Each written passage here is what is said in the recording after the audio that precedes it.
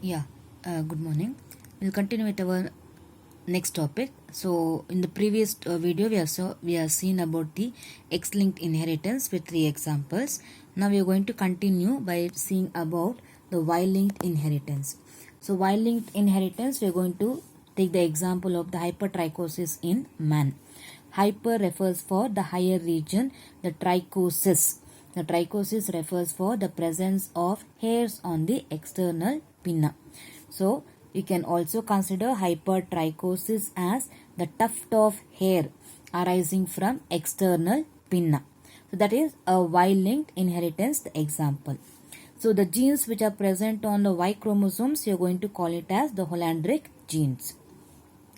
So as it is been present on Y chromosomes and the Y chromosomes is of only one in nature, so directly it is being transferred or inherited from the father to the son. So you can see in the representation here, the parental we have taken with the hypertrichosed man with the normal women. The genotype is X and the recessive gene is present on the Y chromosome, and with a normal women X and X. So the gametes, so you are going to get with X and Y with the recessive gene and a normal X here. So in the F1 generation, you can observe that directly from the father, it is been transferred to the son. So this is the hypertrichosed son which is been transferred directly from the father to the son. This is the example for the Y-linked inheritance. Now, so far we have completed about the presence of the sex-linked inheritance topic. With that, we are going to sort out with another a small continuation topic that includes with it the pedigree analysis. So we are going to give a family chart of a pedigree about the color blindness and also about the hemophilia. So before going to give the pedigree chart, first of all you have to know what do you mean by the word as the pedigree. So the pedigree refers for, it is a diagram of the family relationships that uses symbols to represent people and the lines to represent the genetic relationship. So these are the symbols what you are observing here. I am going to explain that. And this particular the symbols are the one which is going to give a link between the individuals. Why the pedigree analysis is being done and in where the pedigree analysis are done. Usually pedigree analysis are the one which is being done in the human genetics. Why it is being done? It is being done to find out a specific trait in an individual, or it can also be done to find the disease in an individual, or it is also done to find out if there is any abnormalities. Usually we are going to call it as the genetic disorders. So to find out those the genetic disorders or the abnormalities, the pedigree chart is going to be very helpful for us. So let's see now the symbols. So when you're going to take the square as a symbol, you're going to represent it as a male. The circle, you're going to represent it as a female. So here we are showing the parental nature. The lines are the one which is going to give you the relationship between the individuals. So the male and the female, it's going to give a relationship that is about the mating or the reproduction.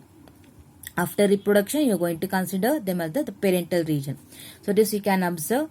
So the male and the female, the relationship after the reproduction where the progenies or the children are born. So this is how it is going to be represented to show about the children. The children can be 1, the children can be 2, 3, 4, etc. So depending on that, this is how the symbol is going to be represented. Now coming toward another symbol. So this is with the male and the female, and this the cross that lines are the one where you are going to call the condition as the dizygotic twins. The word here dizygotic refers where in an individual there is a presence of 2 eggs where it is been fertilized by the 2 different the sperms, and those you are going to call the condition as non-identical twins. So in case of a non-identical twins, the children can be male or the son or a daughter, or it can be with the 2 daughters, or it can be with the 2 sons. So that condition you are going to call it as the dizygotic nature. Then coming towards the monozygotic nature. So in the same, the representation, you're going to give the connection between them. So that is being considered as monozygotic twins. Monozygotic refers where after the zygote is being formed, it is going to get divided. Where there is a formation of identical twins where the sex of an individual will be similar. It will be the female or it will be only with the male. Then coming towards the another one, where if you are going to write this shape as a rhomboidal nature, you are going to call it as a unknown sex of an individual. The same male and the female, if you are going to have a line, the crossed lines like this, you are going to call them as the affected male or female. So that you are distinguishing between the normal male and the female with the affected male and the female. Then coming towards the another one. So with the another nature you can observe here. So this is with the circle and the square which has been half shaded. And this half shaded nature is going to be called as a carriers. Usually we are going to call the word as a carriers in case of only the females. But here the carrier male or the female is the one where we are going to consider for the autosomal recessive nature.